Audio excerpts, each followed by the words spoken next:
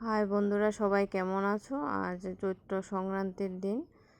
সবার জন্য রইল অনেক অনেক শুভেচ্ছা ও ভালোবাসা। বন্ধুরা, সবার জন্য সবার দিনটা খুব ভালো কাটুক।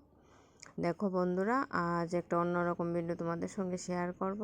এদিকে প্রথমেই সাদা তিল নিয়েছি, তিলটা প্রথমে ভেজে নেব।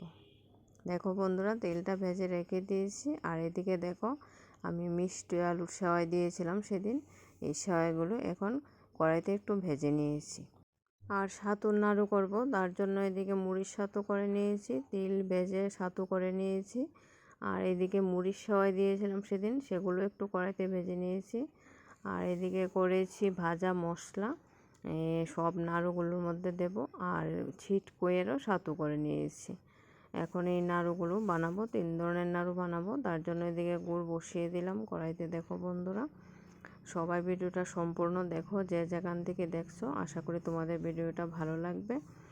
দেখো বন্ধুরা, আমার গুড়টা জাল করা হয়ে গেছে, এবার নামিয়ে নেব। আর একটা একটা করে নাড়ুগুলো তৈরি করব। তোমরা সবাই আমার সাথে দেখো এবং ভিডিওটা সম্পূর্ণ দেখো। তবে এই জিনিসগুলো আমি গতকালকে বানিয়েছিলাম। আমাদের সংক্রান্তির আগের দিনেই এই জিনিসগুলো বানাতে হয়, এটা একটা নিয়ম আছে আমাদের। দেখো বন্ধুরা, এখন এক পদ করে সবগুলো নাড়ু তৈরি করে নেব।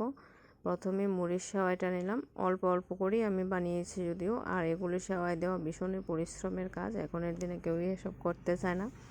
তবুও আমার বর ভালোবাসে বলে আমি একটু একটু করে নিই সব কিছু। দেখো বন্ধুরা, আর এইদিকে মিষ্টি আলুর সেওয়াইটাও ভেজে নিয়েছিলাম।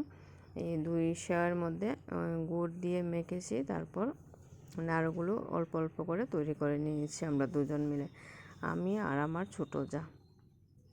দেখো বন্ধুরা, এক পদ নাড়ু তৈরি করা হয়ে গেছে। এগুলো হলো মুড়ির সেওয়াই নাড়ু। আর এদিকে করে নিয়েছি তারপর মিষ্টি আলুর সেওয়াইগুলো।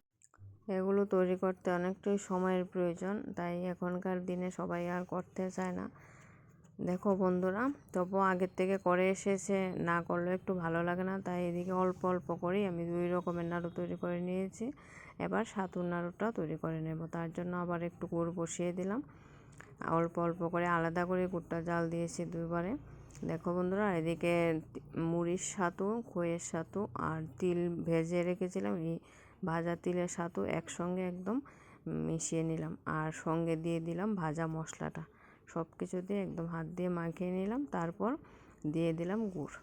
গুড় দিয়ে এখন নাড়ুগুলো তৈরি করে নেব। আমাদের মতো আর কার কার বাড়িতে এমন নিয়ম আছে অবশ্যই কমেন্ট করে জানিও বন্ধুরা। দেখো বন্ধুরা, আমি নাড়ুগুলো তৈরি করে নিয়েছি। আর নতুন বন্ধুরা অবশ্যই ভালোবাসা দিয়ে পাশে থেকো, ভালোবাসা দিলে অবশ্যই ভালোবাসা পাবে তোমরা। বন্ধুরা, আমিও তোমাদের পাশে অবশ্যই থাকবো বন্ধুরা। আর দেখো বন্ধুরা, সবগুলো নাড়ু আমার কেমন হয়েছে কমেন্ট করে অবশ্যই জানিও বন্ধুরা। আর ভালো লাগলে লাইক কমেন্ট শেয়ার করে দিও। এবার তোমাদের নাড়ুর আওয়াজটা শোনাই বন্ধুরা, আওয়াজটা শুনলেই তোমরা বুঝতে পারবে নাড়ুগুলো কতটা সুন্দর হয়েছে। আর সবাই ভালো থেকো, সুস্থ থেকো এবং আমার পাশে থেকো। আমি অবশ্যই তোমাদের পাশে থাকবো বন্ধুরা। আর ভিডিওটা শেষ পর্যন্ত দেখার জন্য সবাইকে ধন্যবাদ।